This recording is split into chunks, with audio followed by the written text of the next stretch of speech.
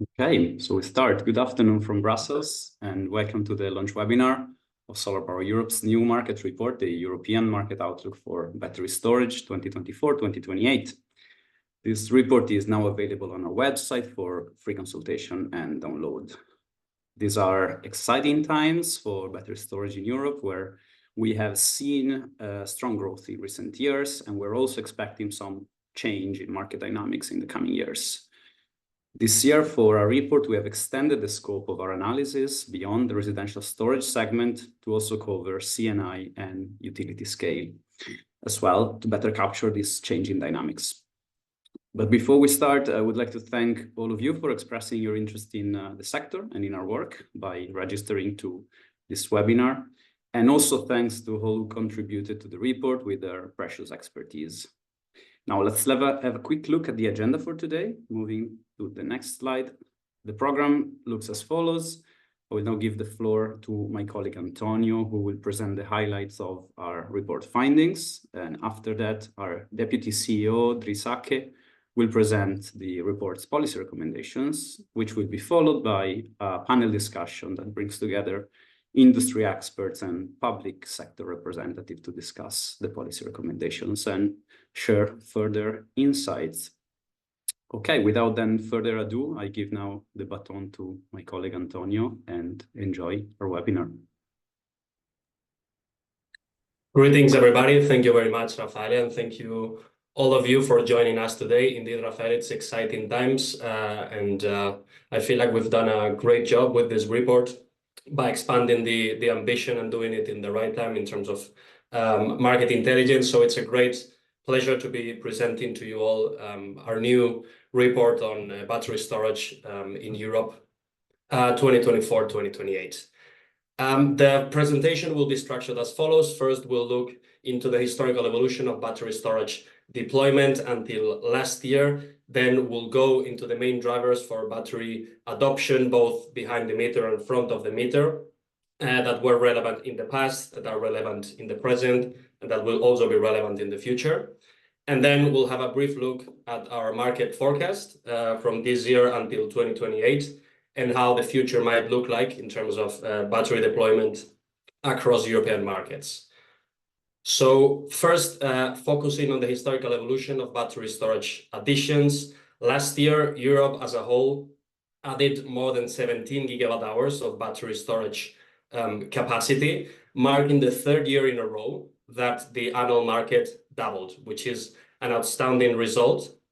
And as you can clearly see, the impact of the energy crisis was prevalent, especially in the residential segment, which conducted 70% of all the installations in 2023, relative to 63% in 2022. The C&I segment is still a small and a niche, but the potential is enormous. And in 2022, the segment added 10% and 1% down last year. In terms of utility scale batteries, last year, 21% of the total additions were deployed in the utility scale segment, mainly by the United Kingdom, which is the long-standing leader. But we'll see after that this is due to change this year. Then if we observe also the evolution of the cumulative market in the next slide, we can see that it's following the same upward trajectory. Essentially, it's an exponential growth curve that it's starting to verticalize and already did. Last year, we reached nearly 36 gigawatt hours of cumulative battery storage capacity, and 73% of that was installed behind the meter. Out of this 73, 63% are already deployed in the residential segment, mainly by countries like Germany, Austria, Italy, but we'll see more about that in the next slide. Also, if we can go back to the previous slide. So C&I, as I said, is still a very small segment, but the potential is enormous, and we're seeing that the investment case is improving in countries like Germany, Italy, and the UK. So we're expecting the picture to change already this year.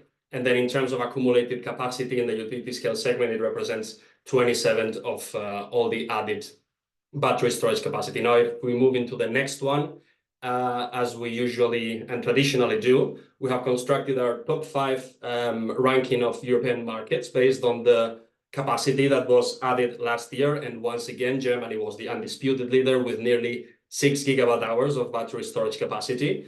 And 5 of those nearly 6 gigawatt hours were added in the residential segment. The impact of the energy crisis and the shock that it created induced households to look at solar PV plus battery storage as the optimal solution for shielding against spikes in residential retail electricity prices. That allowed the country to capture 34% of all the additions last year. Germany was followed by Italy, again, a market that is also very tilted towards the residential segment. The country added 3.7 gigawatt hours, and out of those, more than 3 were installed in the household segment because of the Superbonus scheme in combination with the impact of the energy crisis that allowed the country to absorb 22% of all the additions last year.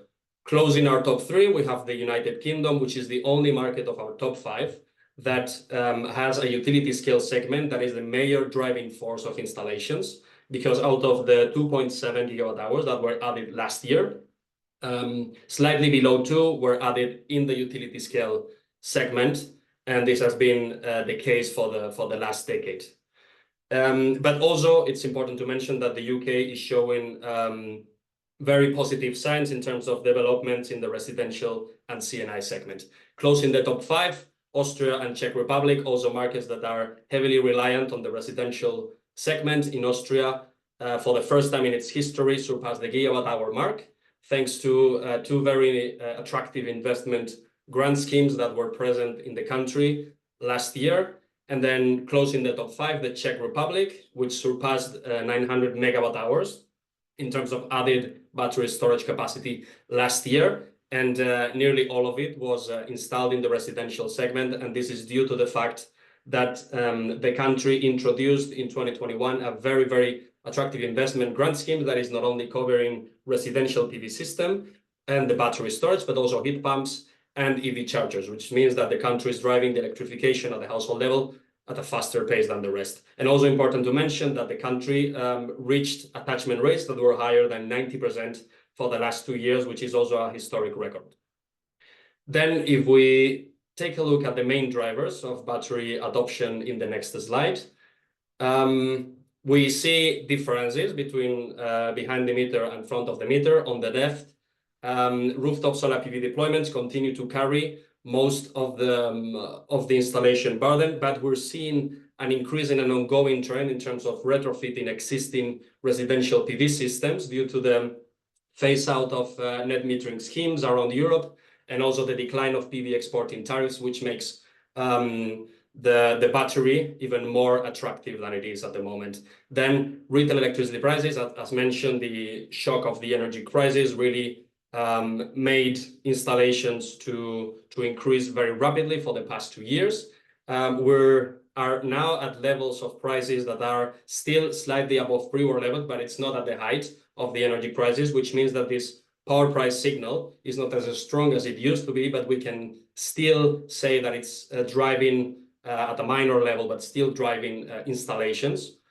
And then support schemes, we conducted a mapping of residential support schemes, tax incentives and investment grants across European markets. And this was also one of the main supporting instruments that were used by governments to boost installation during the last 2 years. Then costs of rooftop solar PV and behind the meter batteries. This is already an important factor today, but will become even more important in the future. And in the report, you can observe that we, in combination with the IEA, compiled the cost reduction until 2030, and it's expected to be 30% for rooftop solar PV relative to last year, and 22% for behind the meter batteries. Then environmental awareness, which has become even more prevalent as the effects of global warming are more present for European citizens. And then the self-sufficiency drive, which was probably the most important factor for the last 2 years. that clearly outpaced all the rest. And that's why the residential segment was conducting nearly all the installations, around 70% last year. And it was especially important in countries like Germany. And then, of course, electrification of heating and transport, which is expected to accelerate over the coming years, increasing the electricity needs at the household and company level as well. Then front-of-the-meter batteries, renewable deployments, of course, as we are adding more and more renewables to the energy mix, the flexibility needs of the system are going to be even more greater than they are at the moment. And battery storage is the perfect tool for tackling this conundrum. Then wholesale electricity prices, we're seeing that at the moment, historical lows are being registered in countries like Germany and Spain. So the price signal, we can already say that it's not really there. And that's why it's so relevant, the third one, because governments should really strive to open more revenue streams so it's more attractive for developers and operators to invest in countries and engage into the very widely known stacking strategy and diversifying different revenue streams, and the United Kingdom is a perfect example of this. Then in terms of cost competitiveness, again, similar to investment costs for rooftop PV and behind-the-meter batteries, it's expected to become even more greater in the future, and therefore decreasing the upfront costs and improving the business case for battery storage. But it's already highly competitive against the fossil baseload technologies today. In terms of storage adoption policy, two elements are critical. First, the national storage targets. We're seeing that countries should really step up and come up with a sensible flexibility assessment of their energy mix once we have transitioned to a renewable-based system. And having these targets is extremely important to provide investment certainty and for companies to see that there is a roadmap and there is a guidance that they can follow. And then the second element is the introduction of auction schemes, which is also highly relevant because it's providing long-term investments, contracts for companies. And some notable examples is, for example, in Italy, the MAXE scheme, which is expected to start already this year. Then in terms of the phase out of the thermal generation assets is also a variable that is going to become even more important as the energy transition unfolds. And lastly, the electrification of industrial heating and transport, which is also going to increase the peak of electricity consumption. Then now taking a look in the future, in the next slide, for this year, the market growth will continue. So as I said, the energy crisis signal is not there anymore. The perception has really changed at the household level, not so much at the CNI level. So that is why we're expecting a market contraction of 26% in the residential segment this year relative to last year. But this decline in the household segment will be compensated by a threefold expansion in the utility scale battery storage segment. Almost 11 gigawatt hours of large scale batteries are to be deployed, and more than 5 of those will be grid connected in Italy. And this is due to the fact that there was massive capacity contracted in the fast reserve instrument in 2020 and the capacity auction as well in 2022. And all that capacity that was constructed will be constructed this year, and then therefore that will really boost the installations for Europe as a whole and reach this 31% market increase to reach 22.4 gigawatt hours of battery storage capacity to be deployed this year. The CNI segment will continue its growth trajectory to reach 12% of annual additions. So that's 3 percentage points above the figure recorded last year. The utility scale segment will capture nearly half of all the installations this year. And the residential segment will capture nearly 40%. So it's still going to be highly relevant, but less so compared to the years of the energy crisis. Then looking beyond 2024, in the next slide, we're seeing that European battery markets will register sustained growth rates in the range of 30–40% until 2028, according to our medium scenario. And if you take a look at the breakdown of installations of the middle scenario, you can observe that this year, as I said, nearly half of the installations will be done in the utility scale segment, and this percentage is not expected to change that much, only decreased by 3 percentage points in 2028. But behind the meter, batteries will still be the dominant force in terms of additions, with 54% in 2028. And the CNI segment will grow from only 12 today to 25.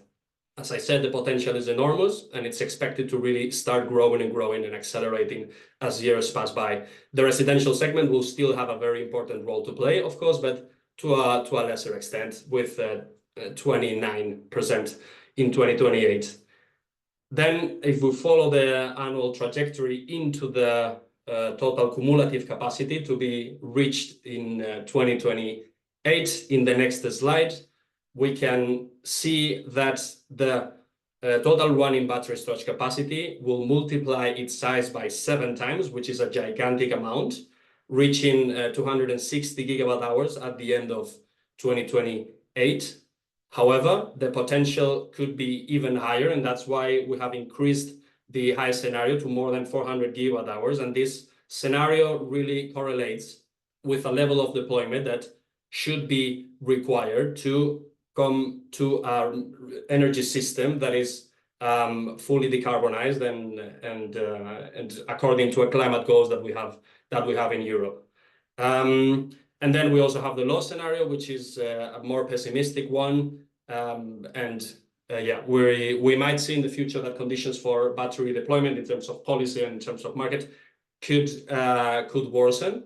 But this is the most unlikely scenario, and we're expecting that we'll be in between the medium and the high scenario. If we stay in the medium scenario, the composition will be 44% for utility scale battery storage at the end of 2028. So very similar to the one that we observe for the annual additions. And then again, 56% of the total added capacity at the end of 2028 will be provided by the distributed segment. The residential will still be really, really important, 37%, and then CNI 19%. This was all on my end. Thank you very much for listening, and over to you, Rafael.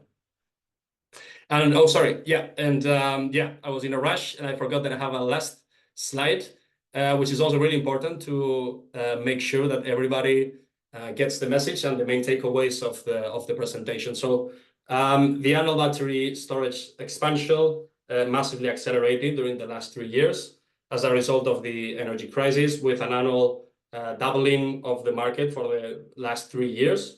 More than 17 gigawatt hours were installed in 2023, which expanded the total European operating battery storage fleet to nearly 36 gigawatt hours. 70% of annual installations in 2023 were registered in the household segment, which now accumulates 63% of the total European battery storage capacity. With the exception of the UK, all top 5 battery storage markets in 2023 were driven by the residential segment. Despite the expected drop in residential installations this year, front of the meter battery storage segment will boost total deployment to more than 22 gigawatt hours. And then looking at the future, beyond 2024, the European battery storage market is expected to expand by 30-40% year on year to reach 260 gigawatt hours of cumulative capacity at the end of 2028. Nonetheless, the potential of battery storage is immense and could reach a total running battery storage fleet higher than 400 gigawatt hours by 2028. And now over to you, Rafael. Thank you very much for listening. Thanks a lot, Antonio, for sharing the insights, the key takeaways of the report. We already illustrated some of the drivers and the challenges that are emerging across European markets. But when it comes to our policy recommendations, then I would turn to Dries Acke, our Deputy CEO, SolarPower Europe, to illustrate what we have, and then give you the floor also for the moderated panel discussion that follows. Over to you, Dries. Thank you, Rafaele, and thanks everybody for joining us today on this webinar. So I will run you through the policy recommendations, and then I will open the panel discussion with our extinguished panelists. But let me first say that this is such an important report. Batteries are so incredibly important for the energy transition. Flexibility is so important going forward. We are really at this point where we need to take the next step in the energy transition. And that means we need to surround solar and renewables with system flexibility, with electrification. And that is what all energy models and projections show, that we're entering this next phase. In a couple of weeks from now, the end of June, SolarPower Europe will publish a new report called Mission Solar 2040, which will confirm yet again on how important batteries are for the bigger flexibility story. Grids are essential too. The study will also show that grids are important, and we're happy to have a European grids action plan. And we asked for that. But batteries are at least as important. And we don't have a European battery action plan. Should we not have a European battery action plan? Are we confident enough that the policies that we need to boost batteries are in a good place? And that's what the policy recommendations are about, because we do think that a lot of the policies still need either proper implementation or improving. And that is what the overview is about that I will present. Next slide, please. So basically, the policy recommendations are split into 4 categories. It's about quantifying the need for battery storage and flexibility. It is about designing price signals and financial incentives, so to improve the business case. It is about adapting grid connection frameworks. And it is about basically eliminating barriers that are still existing for battery storage uptake. So let me dive into each of those in a bit more detail. And that's also what is written in even more detail in the report. So first of all, we need to quantify the needs for battery storage. We need to assess the need for flexibility.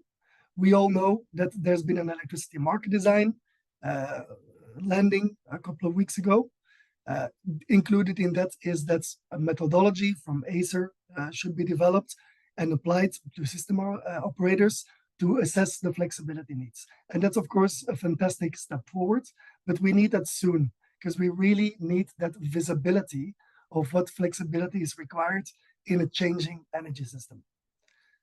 Second, we need to set targets, because just having the visibility is good, but it's not enough. You need to translate that visibility into targets, into KPIs, into objectives that you can follow on a political level. We need political oversight, and we need to be able to track progress on the flexibility needs by translating them into a target for small scale and large scale storage. It's too important to make progress on this, not to translate this into a political target. Second is about the business case, designing price signals and financial incentives.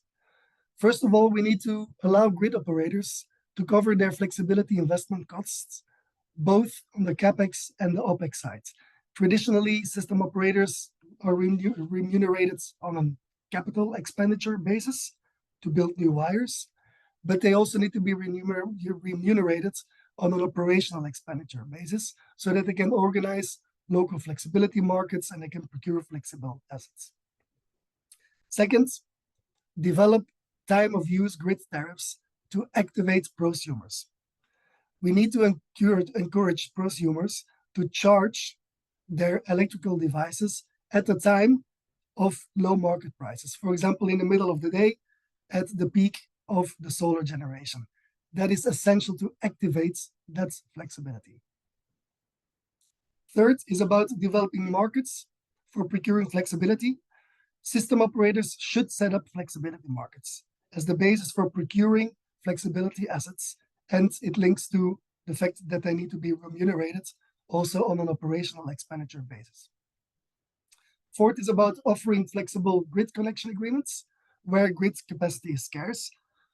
This is not a replacement of the need to strengthen grids, but it is at the same time important and a good way to incentivize co-location and co-investments of solar with batteries.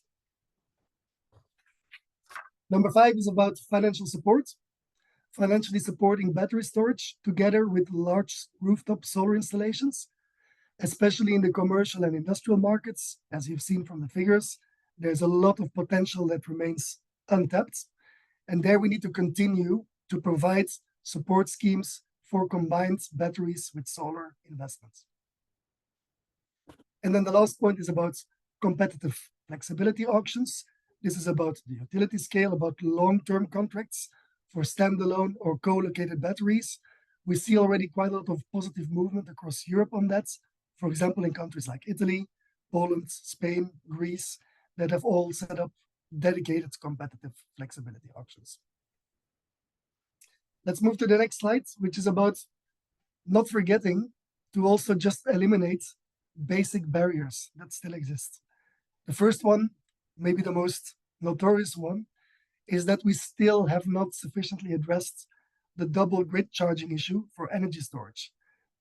First, they are charged as a consumer when storing energy from solar and wind, and then as a generator when releasing that energy. That needs to be addressed, and it's a pain point that should become history soon. Second is about unlocking the business case of co-located storage by enabling the stacking of services for solar and storage plants. In many cases across Europe today, co-located battery storage with solar PV is still prohibited from charging from the grids when they benefit from support schemes. This really hampers the co-location. And that can easily be solved by changing the design of routes, net metering or contract for different schemes. Third, it's about deploying smart devices for smart and digitalized electrification. We need to make sure that the heat pumps, the EV chargers, the electrification of loads across the economy is led by smart devices that are connected and controllable to maximize the value of battery storage. And fourth is about removing the barriers to free movement of goods. A lot of the battery assets are still confronted with quite a lot of incomplete single market situation. For example, when it comes to product regulation, it's a very patchy picture. Think about fire safety requirements or requirements for generators under network codes that are not yet finalized. So we still don't have a single market for battery devices. And then the last point is about adapting the grid connection framework. First of all, it's about facilitating hybridization. We need to have faster permitting for adding batteries to existing renewables assets. This is such a benefit for the system, for the grid connection points. And we see in many places across Europe that you still need to start from scratch as a developer to get the permit for adding a battery to an existing renewables assets. There's some good examples. For example, in Spain and in Portugal, they recently adopted some new rules that really facilitate that hybridization. And then the last is about grid requirements. These should be based on the maximum injected capacity of the assets in its aggregated form, not in its individual form. And that can also be accelerated by adopting the requirements for generation network code, for example. And we see some good examples across Europe, in Spain and in Finland. So these are some of the policy recommendations that you can read in even more detail in the report. As I mentioned, so many of them are quite technical, and that really comes back to the point that we need to have this dedicated battery action plan where we have a focus on solving those batteries and improving the policies so that we can accelerate in line with what Europe needs and take that next step. And that is the topic of the panel discussion that I will now introduce. So if you go to the next slides, I'm very pleased to be joined by some excellent speakers here. First of all, Mrs. Lallemont Dupuy from the European Commission, from DG Ener. We also have Marie Garstecki from Zonnen as the Regulatory and Policy Manager. Jared Archer, Senior Manager for Flexibility and Storage at Lightsource BP. And Fabio Genovese, the Head of Strategy at Terna. Thank you very much to all of you for joining. I'm assuming that you have your cameras on by now, which is a good thing to do. So thanks for being with us. And maybe I open the first question, opening the floor, starting with the European Commission. Mathilde, you may have noticed that many of the policy recommendations that we have is, in fact, not dissimilar from making sure that we implement the agreed electricity market design provisions. That will already bring us a long way. Can you tell us a little bit more about the coming milestones when it comes to implementing the electricity market design? And what will the Commission do to support this process even better than it normally does to really make sure that implementation happens? Mathilde. Thank you, Dries. Good afternoon, everyone.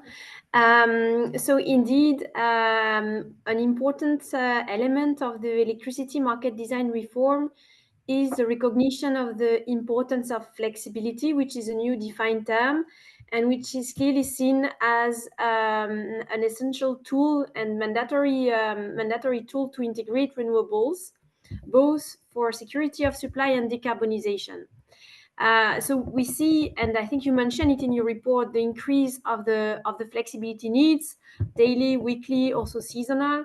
You mentioned, I think in your report, the Commission study that was done also with the GRC from 2023, which estimate a double of flexibility needs by 2030 and then triple by 2050. And we see that this flexibility is today dominated by fossil generation. And therefore, we need a push for non-fossil flexibility, like battery and also demand response. So the electricity market design contains key provision around this. So first, the obligation for member states to do a regular assessment. So that's important because it's not something static. It's something that will be updated every 2 years. So the member states would have to assess their flexibility assessment, so from daily to seasonal, so quite a wide assessment. And this assessment should be based, and that's the second very important point, on a common European methodology. So it's not a European assessment, but it's a national assessment based on a common methodology. And this is very important to enable the comparability, to enable consistency between these different assessments and their results. And it's key for our internal energy market. So this methodology will start right from the entry into force, I mean the work on the methodology, right after the entry into force. And so we and the EU DSO entity will have 9 months to draft this, and then Acer will have to approve it. And it's important to grasp the fact that this has been given, the drafting task has been given to both TSOs and DSOs to encompass the local scale and to encompass all the different types of flexibility. So that's really something that is important, that this methodology includes the capability and the potential of all types of non-fossil flexibility. So battery being one of them, other types of storage, EV batteries as well, demand response, also interconnectors. So then another important aspect of the electricity market design reform is the role of Acer in this process that would assess the national studies and that will perform themselves a EU-wide assessment. So with this study, member states will be able to set, and you said it in your presentation, that it's time to put a number, to put a target. So it's not a binding target, but it's an indicative objective that member states will have to set for non-fossil flexibility, with specific contribution to storage and demand response, meaning that there will be numbers that could be monitored and followed, and these numbers would be part of the national energy and climate plans of each member state. And based on this, possibly member states will choose to set support schemes that would consist of capacity payment in order to give more visibility to the different technologies. So that's the first big block of measures. There are another important aspect, which is, and that you mentioned in your recommendation, the grid tariff and the incentives towards system operators to use flexibility as a service in their operational business and also in their grid planning as alternative or complement to grid, with considering more operational costs into the tariff. So that's the two main elements that would also reply to your policy recommendation. I would like also to recall that this is the new text from the market design reform, but in the electricity directive and regulation from 2019, we already have important key building blocks for the participation of this flexibility into the markets that still requires heavy work on the implementation. So the Commission is engaging with member states to better understand the development, especially for storage and demand response, also for aggregators that would be very important in these developments, and the procurement of flexibility by system operators, because these are things that are already possible from the electricity directive and regulation. So it's very important to have it in mind that it's not only new implementations, but it's also ongoing implementation that must be done as a first thing. And last point I would like to mention is the ongoing work on the network code on demand response, which is actually covering any type of distributed flexibilities. So ENTSO-E and the UDSO entity has submitted a draft, which is now in the revision by NRAs and ACER that will come to us next year. And this text will cover how distributed flexibility can be further unleashed through the access to the market, so the aggregator framework, the baseline methodology, the settlements, also the qualification of service providers, how as a service provider you can qualify. Market design for local flexibility markets is also something you mentioned in your report, and system operator coordination. So all these provision, to answer to your last question, what the Commission will do, we will follow up the implementation, but having in mind that, yeah, there are the new provision and there are also existing provision that needs to be implemented. Thank you very much, Mathilde. That's been very clear and very informative. And indeed, making sure that implementation is a proactive action, and that is follow through will be quite important in the next years to really reap on all the great work that you have done in the last years with the legislation. So let's try to make that as much of a proactive thing going forward. So thanks for laying it out. Maybe turning to the companies now. We've been talking and we've been hearing from the Commission about what the electricity markets design will already do, where it will get us through, and what implementation will bring. But there are other policy barriers too, right? Like, which ones would you like to highlight in terms of like, okay, these are still not tackled, not addressed enough, and require further new political and policy initiatives from the Commission. If I can first ask that question to the representatives from Zonnen. So Marie, the floor is yours. Thank you, Dries, and hello everyone. I hope you can hear me well. Then I will go ahead and try to answer this question that leaves a lot of opportunities. There's a lot of policy barriers, obviously, for us as an industry, but I would like to point out 3 policies in particular that I think are important in overcoming these barriers. Of course, EMD implementation is very important. And while we see that the residential market for battery storage is shrinking, as you've also highlighted in the report, consumer empowerment is still fundamental for the success of decentralized flexibility. We want everyone to be able to participate in flexibility markets. One example I would like to highlight is the right to change the supplier, your electricity supplier, from the EMD in 24 hours. But there's no right to join flexibility mechanisms within such a short time period. And that has to be as easy as switching the supplier, in our opinion, because it's not uncommon for customers to wait many months for their participation in these markets. Coming to my second point, which is related to this, because it's a secondary legislation to the EMD, to make everything easier, there's especially this one legislation, the secondary legislation, where the Commission also needs to help enable the full potential of this secondary legislation. And everyone probably knows already what I mean. It's the network code for demand response. Today, there's many assets that are not able to provide the flexibility because of barriers they're facing, but when they actually could provide services to the grid. And this is a great chance to harmonize rules across the EU and to make participation in flexibility markets a lot easier than it is today. And my third point is the Net Zero Industry Act. And it probably touches the most sensitive question for this whole industry, is how do we become more European and more resilient from dependencies of non-EU countries for this whole climate neutrality as well. Regarding BESS, the current draft of the implementing act for the Net Zero Industry Act has outlined some numbers that we highly welcome and we strongly agree with. For battery technologies, the aim is to cover 90% of the union's demand by the union's own battery manufacturers. I think this is in the recitals. And this would mean a production capacity in the EU of 550 gigawatt hours.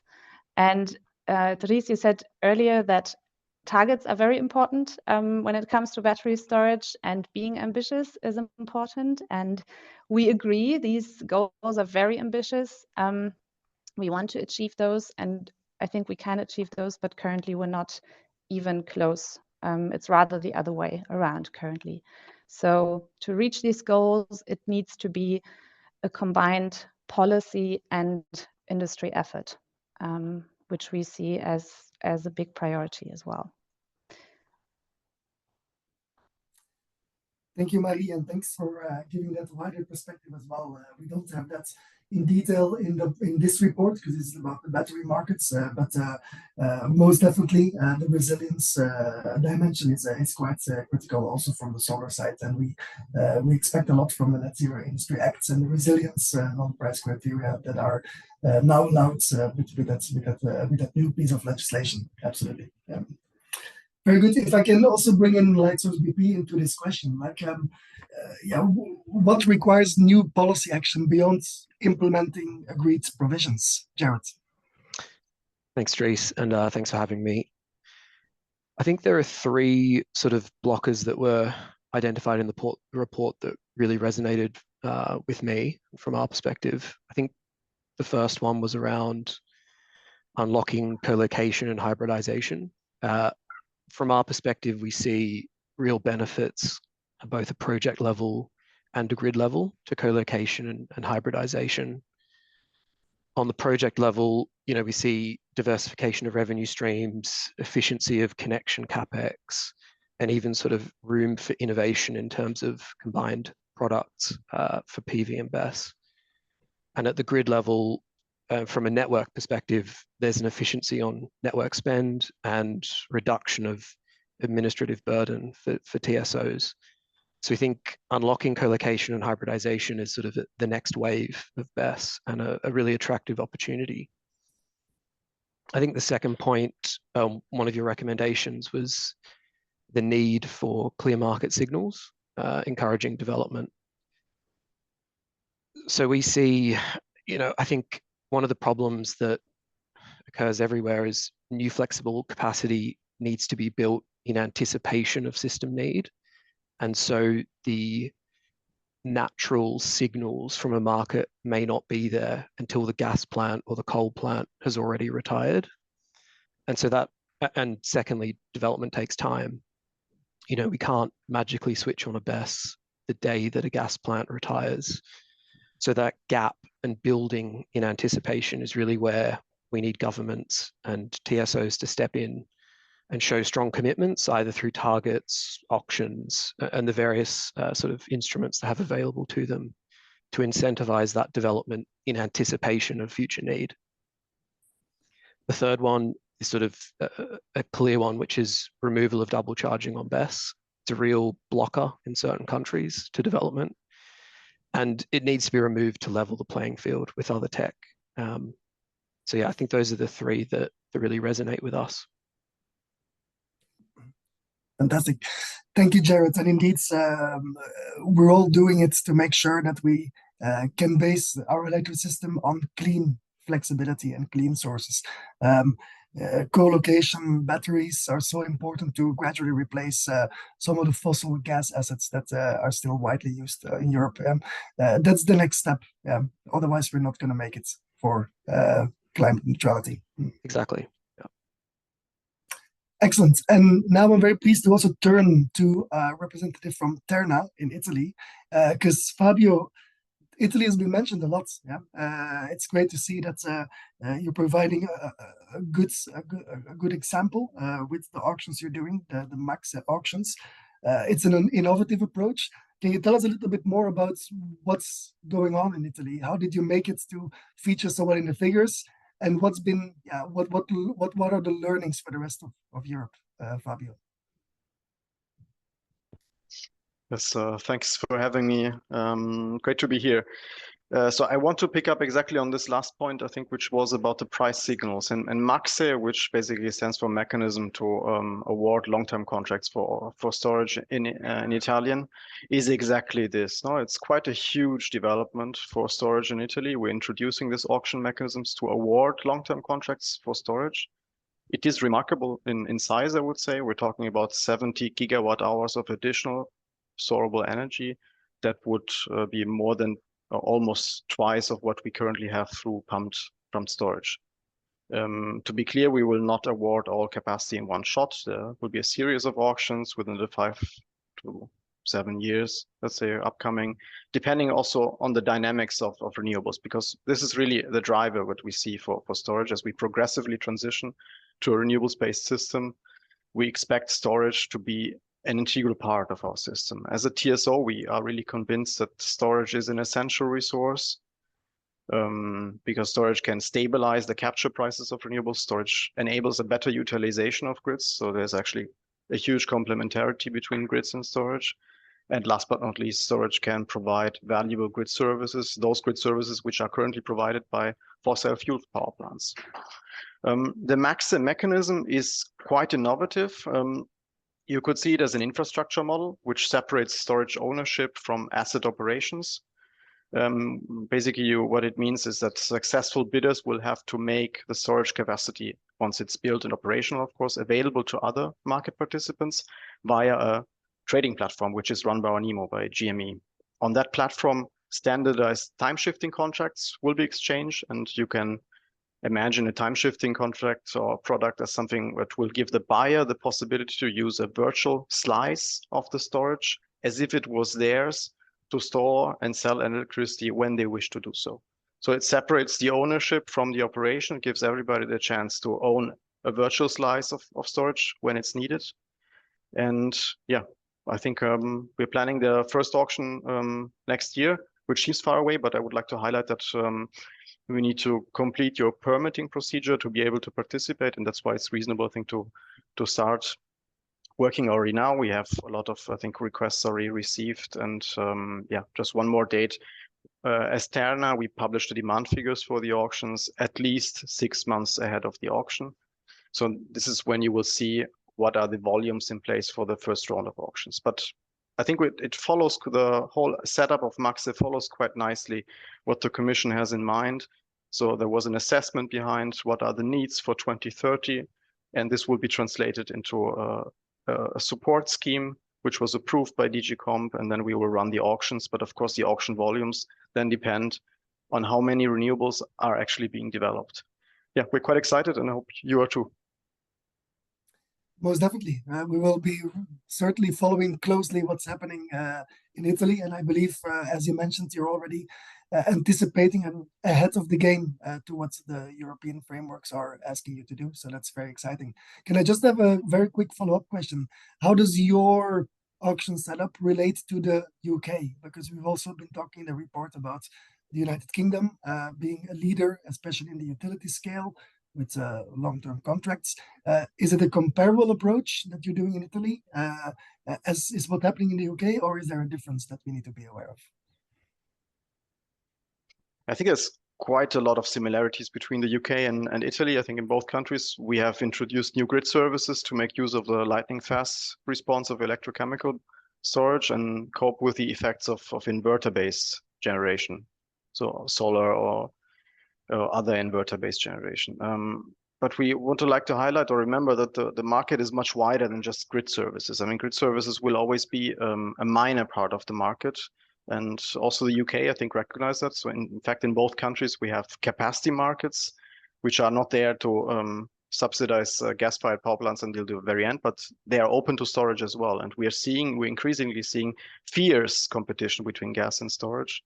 In our last capacity market auction, storage was able to underbid existing gas, new gas, and I think in the next round of auctions, we expect that new storage could underbid existing gas, at least to some extent. But it helps to have a long-term price signal, meaning that you don't have to wait until there is a problem, the gas-fired power plants retires, for you to make the decision to build a new storage plant. However, what we're doing with MAXE, this new mechanism, is innovative, I think, even for our British friends. We're contracting storage to shift energy production in time. And what we would like to do is make sure that the market participants can buy a virtual slice of the storage asset when they need it without having to build it themselves.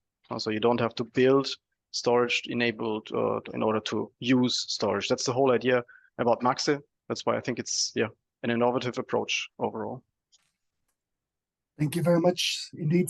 And let's maybe also talk a little bit about technology, because the report is also giving some insights into that.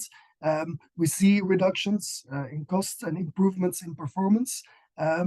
Mainstream battery systems are shifting from what we have today, like 1.5, 2 hours, to more towards 4 hours and even 8 hours.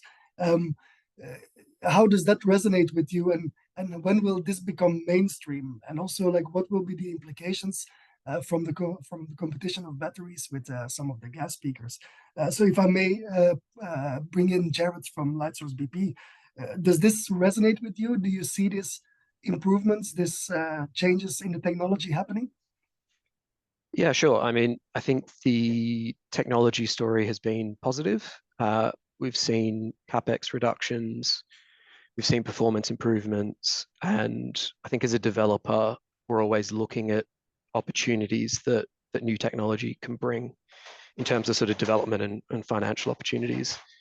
I think a key point here is that commercialization of new technology needs to follow market opportunity and market signals.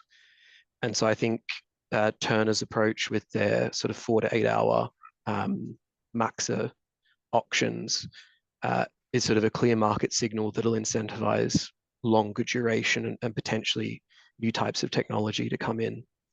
I think in terms of duration, which is another aspect of sort of the technology piece, we've seen sort of similar stories across most countries in EMEA and globally, where typically the market opens up for BESS, you're targeting ancillary services, sort of power remunerated services. So developers, utilities are incentivized to build batteries that are biased towards power remuneration. So that's a shorter duration. As those markets saturate, because they're quite shallow, you then see the market move towards longer duration, and that trend has sort of proved to be the rule across quite a few countries now. Longer duration because you're targeting more energy remunerated revenues across day ahead and intraday. So that's sort of the trend, and we've definitely seen that trend towards longer duration play out. And I think the Turner's MAXE is sort of another example of that shift to longer duration that we're seeing more broadly globally. Very good. Thank you, Jared. Maybe also looking at the residential level. Marie, are you observing a similar trends in battery technology towards this longer duration on the residential level too, or are the dynamics different there?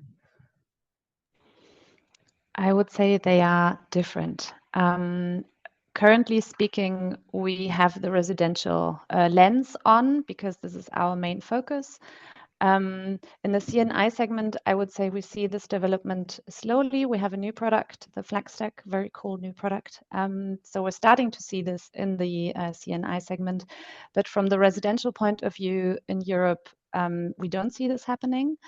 we see that the capacity, the installed storage capacity in kilowatt hours is increasing because consumers have a higher self-consumption and install more solar panels with more power. So we do see a correlation between the installed storage capacity and the installed power capacity, but the ratio is staying the same, basically. In the United States, this is different. There's a big discussion about this because it's about power shortages and reliability of the grid and so on. So people are discussing this to have a higher capacity to overcome those grid failures.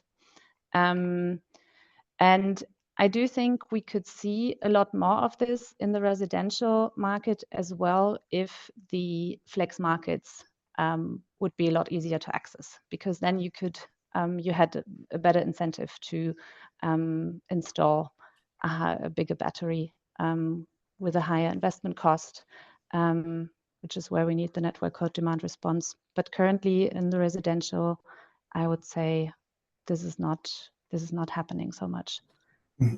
Very interesting. Thank you, Marie. Maybe you wanted to turn back to the Commission, to Mathilde, and pick up to what you said before in terms of making sure that we assess the flexibility needs, and that we make sure that we're not taking a static approach to this, that we keep on updating those needs, because we of course see that the energy transition is in full swing. Solar deployment set records also for wind and other parts of the energy transition. So how do we make sure that the policymakers at the European Commission continues to follow this space, and that we don't plan on obsolete energy models or obsolete numbers that more reflect the trends of the last 10 years, but they're actually more adapted to forecasting this dynamic environment? Can you tell us a little bit on how the Commission thinks about it? Does it need to invest even more in good open source modeling functions or capacities, or how do you see that, Mathilde?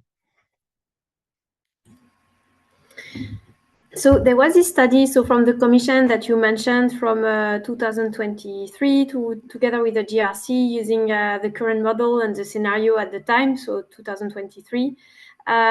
It's important to know that the Commission is constantly updating their scenario to have them the most up to date, and also the model. So there are discussions to improve this modelization, but it's important to put this also in the larger context of the EMD provision on the flexibility assessment, where there will be this periodic assessment. So every 2 years, there will be national assessments based on this methodology. So it will be also the occasion to discuss around modelization, around hypotheses, and to have something that is dynamic and not just one shot. So this assessment at national level should also show the evolution of how we want to modelize this or this technology, which are the scenarios that are taken into account. So this would help also to have a fair discussion on this issue. Absolutely. Thank you. And then maybe just a closing question for each of you. As I mentioned in the beginning, we need to make sure that we don't lose track, that we continue to be on track to our climate targets and our energy security targets. So how do we do it? How do we lock this flexibility revolution in political terms? Should we set a flexibility target or for 2030 and 2040, like we did for renewables, or maybe a battery target specifically, given that batteries are so important in this story? So what would be your suggestion on how to translate this on a political level and ensure that there's political oversight? Fabio, I don't know whether you have some beautiful ideas on that. Beautiful, I don't know. But I think it makes sense what Mathilde was proposing. This has to be part of the National Energy and Climate Plan. I hope that the National Energy and Climate Plan will continue also after 2030. This has to be picked up, and then defining what the flexibility needs are. And I'm really in favor of being more specific, not just generic flexibility, but telling you what we expect from storage, what we expect from industrial consumers, what we expect from residential consumers. I think makes sense, because otherwise we are comparing apples and oranges. flexibility from storage is different than flexibility from residential consumers. Absolutely. Jared, flexibility target, yes or no? What do you think? Tough one. I think I'm going to give a sit on the fence answer and just say, I think there's, you know, there's a universe of options out there. There's pros and cons to each, but from the developer side, we're really just looking for strong commitment from government of any shape or form to support investor confidence and sentiment. And you know, it's all about plugging that gap to make sure that the signals are there for us to develop in anticipation of system need. So that commitment's crucial. No real thoughts on the form. Very good. What do you think, Marie? How do we give that political oversight? I agree with you, Jared. There are so many options, and I think it is super important for Europe to keep up the effort, to keep up the work, to like pull on one big string and to not let go of the goals, especially after the recent elections. I think it has to be a big priority that is kept up by all the policymakers.